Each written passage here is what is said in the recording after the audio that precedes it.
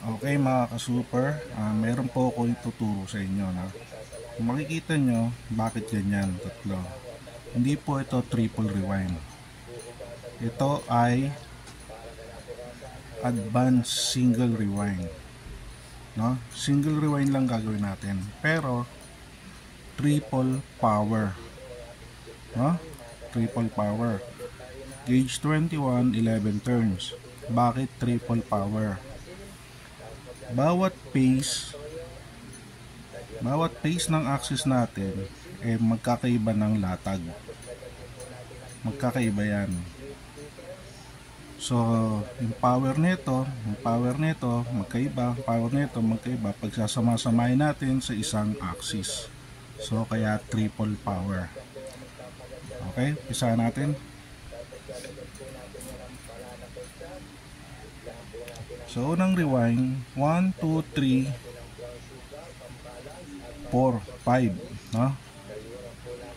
Gagawa tayo ng 1, 2, 3, itong 5 na to, babakante muna natin doon. Para may pasok natin yung 5. So, gawin muna natin yung 1, 2, 3, no? So, ginamit ko slanting. Bakante natin. Huwag nyo masyadong isasagad, no? Kasi papasok natin yung isang wire doon.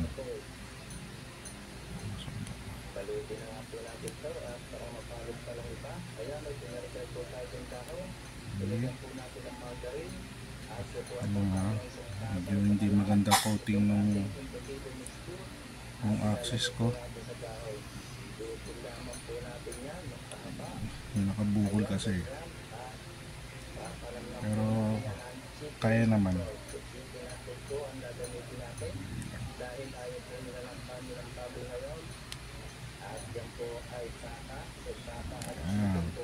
So 1, 2, 3. Ito na tayo. 1, 2, 3, 4. Patong natin dito. Ganon din sa ibabaw. 4. Patong nyo. Then 5. Lagyan nyo dyan yung 5. Ayan na. Magawa na tayo ng 1, 2, 3, 4, 5. Ito nga tayo sa 6. Sa ibabaw ng 5. 6 dun sa taas. Then 7 sa gitna. Sa gitna ng 6 and 4. Ganon din sa taas. Ayan na. Naka-rewind na tayo ng 7. Tangayin tayo rito sa 8. 8. At 8 doon sa katapat niya lang din. 8. 9 sa kabila. 9 sa kabila rin. Then 10 pyramid. Ayan na. Pyramid na tayo. Kita ba? Hindi, no? Pero yan. Kung hindi nyo kita to, siguro naman ito, kita nyo to. So doon na tayo sa 10. Pyramid din tayo sa ibabaw. Okay, ayan na. Pyramid na tayo, di ba? So 11, laglag nyo sa labas. Dito, laglag. Ayan. So meron na tayong isang pace, isang power. Nakagawa na tayo.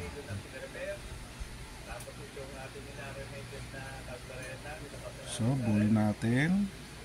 Sa mga nagtataka, sa mga magtatanong, balance ba yan?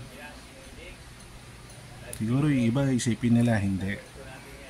Mamaya tingnan nyo, balance yan kasi pares lang naman yung ano. At saka yung pinapasukan ng wire natin, halos pare-pares lang din, maliliit lang. Wag lang yung nagko-cross ka yung ng ganyan, pag nagko-cross ka ng malaki ron, tapos dito hindi kayo nagko-cross ng ganun kalaki. Yun, hindi yung magbabalance kasi masyado nang malaki yung wire na kinakain, mahaba na. So punta tayo rito sa second rewind. 1, 2, 3, 4, 5. Ito pantay ito medyo nalis lang yung drawing ko. So gawin natin, dikit natin dito kasi nakadikit yung 1 doon, pati dito sa taas. 1 din, 2, 3.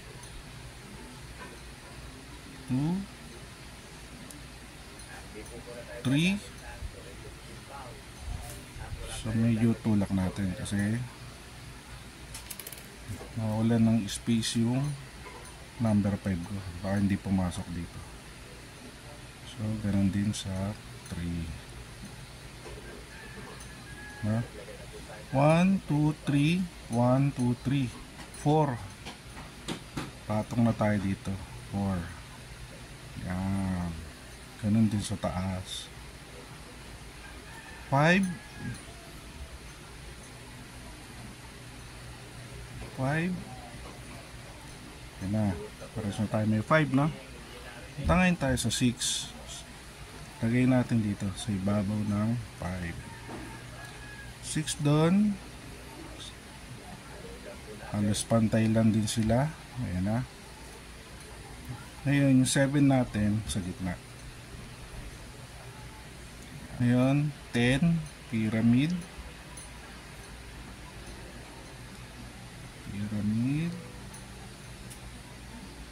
Okay, 11. Ilaglag natin sa labas. Tulak nyo lang to.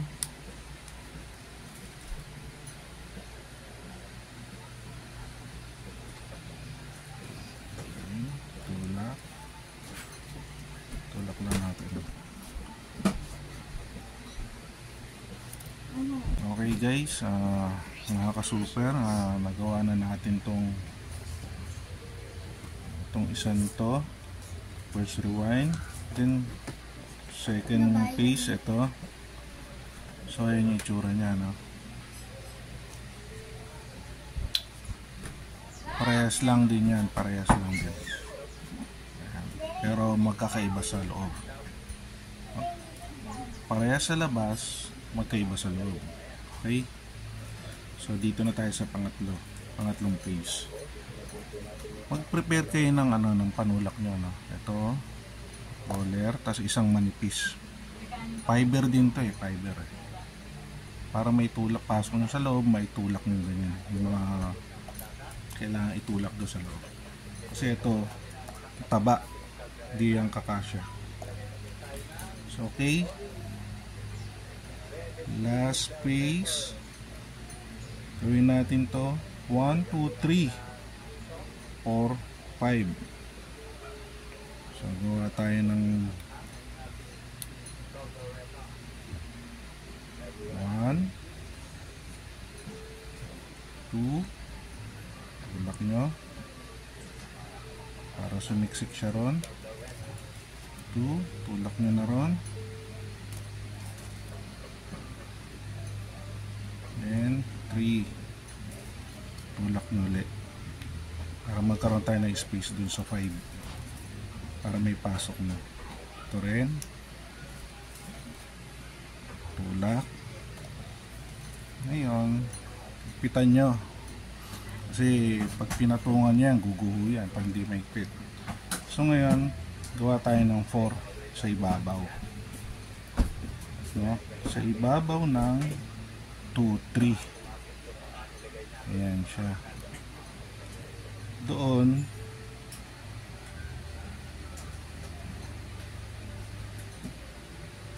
one, 2, 3, 4. Doon sa ibabaw rin ng 2, 3. Then 5 doon sa dulo, 5 sa dulo para lock, para hindi ito gumuho no? Okay, lock yan, lock para hindi gumuho. So punta ngayon tayo sa 6. So ibabaw ng 5,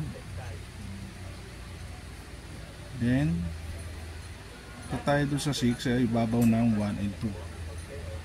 natin siya sa kabila. Okay. Ngayon, punta tayo sa 7. 7. Punta tayo 7 sa kabila rin. Magkabila sila. Ngayon, 8. 8. Then 8 sa taas, pantay lang sila. So 9, 9. Lagay natin yung 9. Okay. Medyo hindi makapasok yung wire natin, no? Ngayon, bubuka natin yung loob. Sundutin lang natin.